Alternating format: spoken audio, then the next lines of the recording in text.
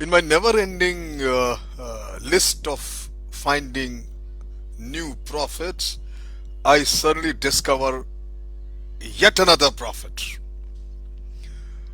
A coursemate of mine, after he took a premature retirement from army and went and settled in Canada. He's doing pretty well there in a university teaching English. So he sent me last month a book from there. He knows my reading habits. I love reading. He sends me a book titled Gospel of Peace, Scripture of Age, Peace and Enlightenment,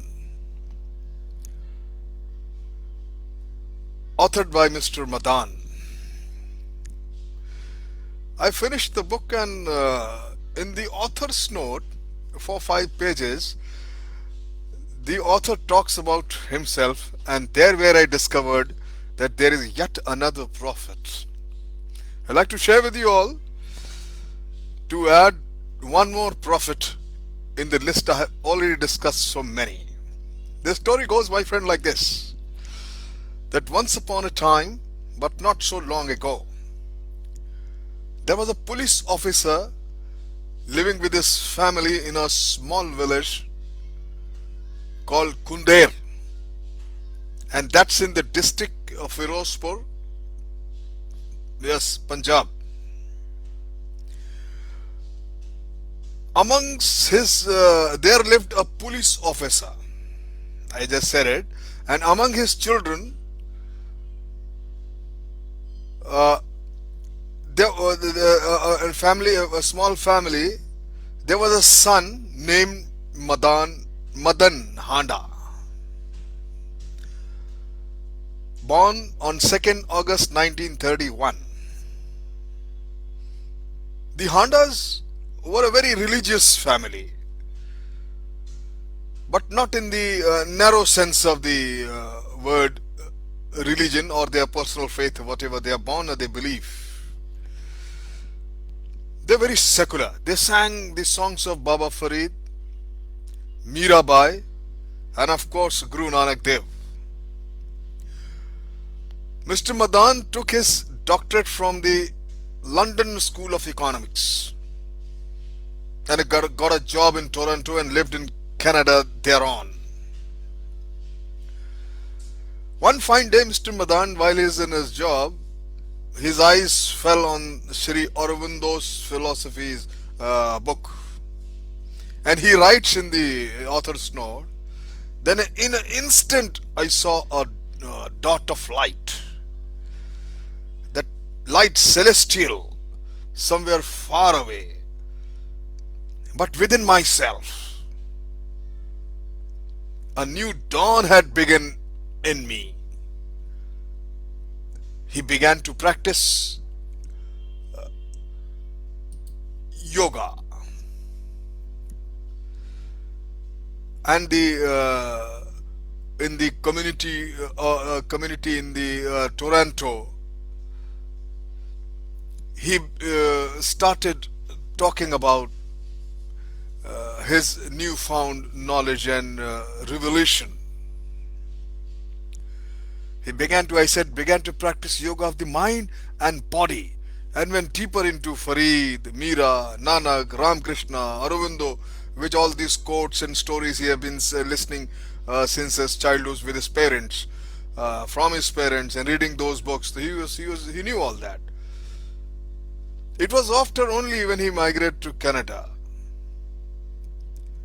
that the tragedies struck to his family. Their 23-year-old son was killed in a car accident. His wife deserted him. His father died of grief, and his mother was stricken by cancer, and he developed heart trouble. He describes in this, he writes that his soul cried out. He wanted to empty the jar, they empty out the grief from within. And on 16 June 1984, he had a mystic experience. He was taking an early morning, taking a walk in the early morning by the river when he felt strangely in tune with everything about him. And he describes the experience like, you see, there is a state of consciousness which is described as nirvana, enlightenment, self realization, illumination, satori, rebirth, anal haq, cosmic consciousness, etc., etc., from every religion, from every book he must have read, from every quotes and hymns he could remember, by whatever name it is called. He says that I have realized that state that it took me close to 25 years. 2 months later, he says, he writes, a voice spoke to him. Take thy pen and write.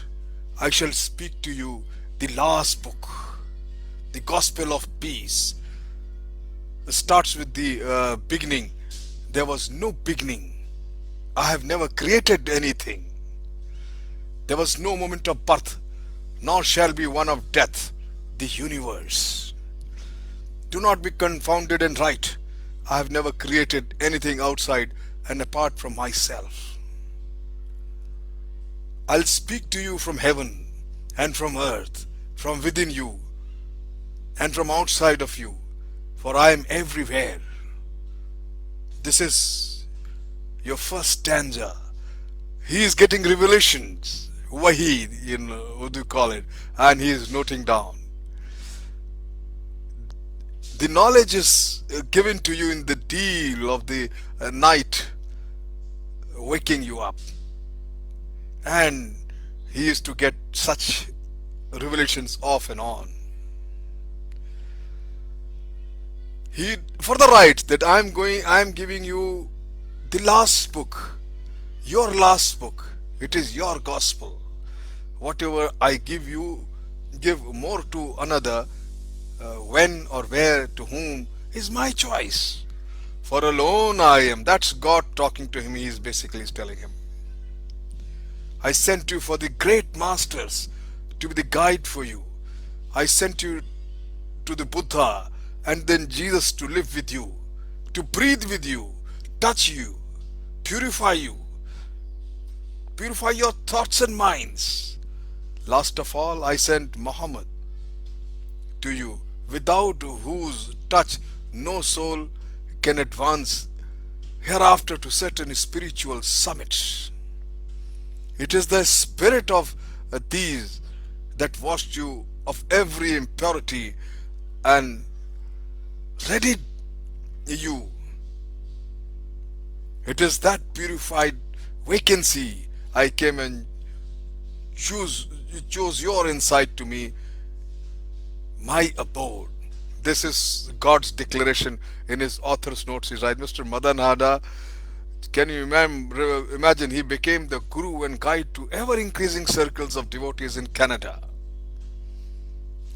He very successfully founded the World University of Peace and Cosmic